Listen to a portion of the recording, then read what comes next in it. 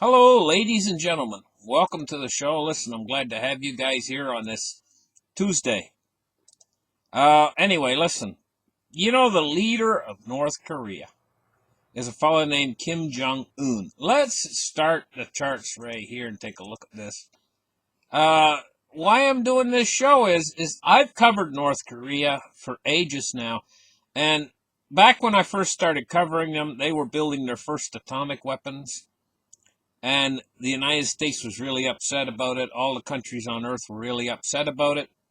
Uh, and what happened was they proceeded to continue in doing these tests. And Kim Jong Un got named Rocket Man, and the North Koreans, named the president of the United States a dotard. They called him a dotard, which in North Korean means old and senile. At any rate, this name calling went on for a little while, and the United States was very upset about the nuclear weapons programs that North Korea was embarking upon. But North Korea was not to the point where they had enough of a nuclear arsenal to represent a really big threat, right? But then they came up with this whole big peace initiative. Uh, and, the peace initiative they came up with was, I believe, North Korean strategic planning to sue for peace, to buy time, to build more nuclear weapons. Well, it seems to have worked pretty good, and now they've got a full nuclear arsenal in North Korea. But something's happened just very recently. Now, I'm going to tell you, I don't consider what's just happened a good thing at all. The Kim Jong Un's got sick and in grave sick. He's in grave sickness right now after surgery, because it seems like that for the last few years, Kim Jong Un's been in charge, but he fires a few missiles now and again off into the ocean, But what I'm worried about is who might replace him. That's what I'm worried about, because he hasn't really effectively caused any real threat with the leadership of Kim Jong Un to the Western powers with the nuclear weapons recently. He fires a few, like I say, he fires a few missiles now and again, but ultimately he has control over the big red button. This could represent a huge problem if something were to happen to him, and I've heard reports coming out just in the last day or two that he's brain dead. That's what the reports that I've been hearing. But you'll never really know for sure what's going on in these North Korean hospitals that are taking care of him. That being said, let's take a look into North Korea's weapons program. North Koreans' weapons of mass destruction. The nuclear program of North Korea. They have military nuclear weapons program, and as of early 2019, it's estimated that they could have an arsenal up to 60 thermonuclear weapons. That's a lot, guys. And they have ICBMs to actually carry these missiles. And also the location of North Korea in the Pacific Theater. Let's just focus this chart in and take a look at the positioning of North Korea in the Pacific Theater. As you can see, they're extremely centrally located. They're very, very close to Japan. They're very, very close to South. In fact, they border on South Korea. They border on China. They're very strategically located in that position of the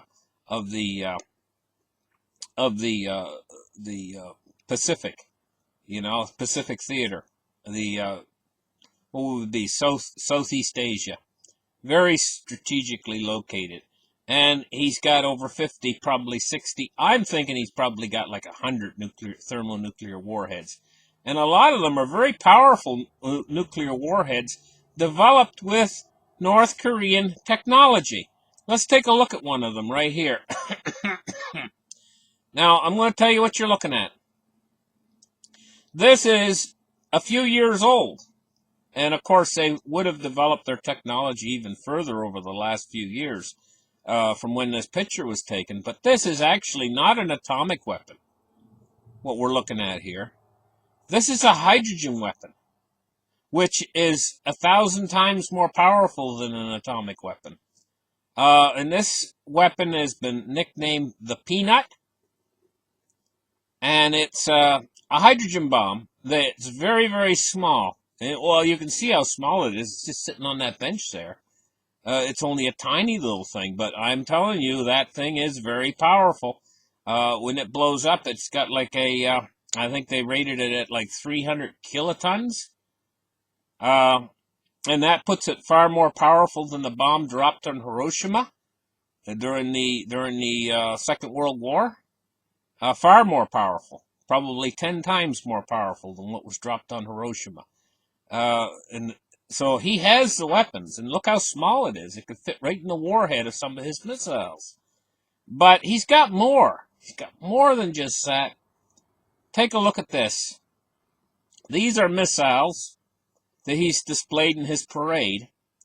And for all intents and purposes, these missiles are probably Chinese made. I say probably because we don't know for sure unless we could actually analyze them. But the trucks are identified that are carrying them are identified with Chinese-made trucks. And these missiles are what's called ICBMs, intercontinental ballistic missiles. And what that basically means is they can fly halfway around the Earth, and when they're entering the atmosphere, they have, in the warhead, they have something called a MIRV, multiple entry vehicle. And what it basically does is it has 10, inside the warhead of each one of these, there's 10 thermonuclear warheads. And as it's coming in the Earth's atmosphere, it's traveling like Mach 20, or 20 times the speed of sound. And then it separates, and each one goes off in a different direction, each one of those warheads. So what you're looking at right there could deliver 20 thermonuclear warheads halfway around the world, and each one probably being about, I don't know, 5 or 10 megatons, you know? And in other words, 20 mushroom clouds. And he's got at least probably 4 of these mega big, the latest and best technology in the world. And this is probably the reason why, back a few years ago, before the peace talks and everything, that they never stopped North Korea, because they're probably frightened of these. I mean, North Korea borders on China. I have...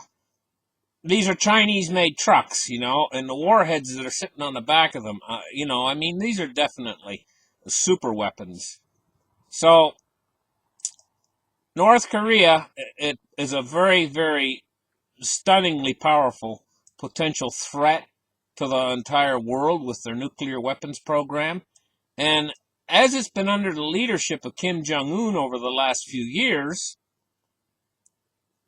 we haven't really seen any, other than a few missiles firing off into the ocean, we haven't really seen too many problems. But now that he's gravely ill, I'm worried who's going to be next to power, and if he dies. This is what I'm worried about. And will they pass the big red button off to the new guy? You know what I mean? And this could be a potential threat for the world, you know, if that were to happen.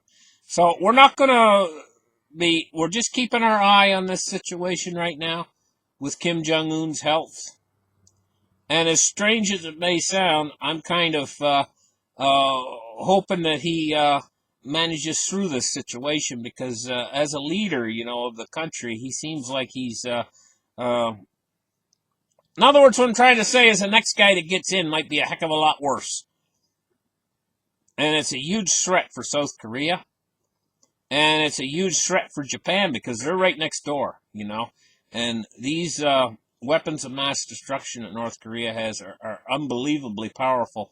And at this point, they've got so many of them that to try to go in and take North Korea out, so to speak, is probably not going to happen. Listen, thank you guys for listening. I wanted to give you an update on the North Korean situation today. And, of course, we all know that we're in times of trouble right now.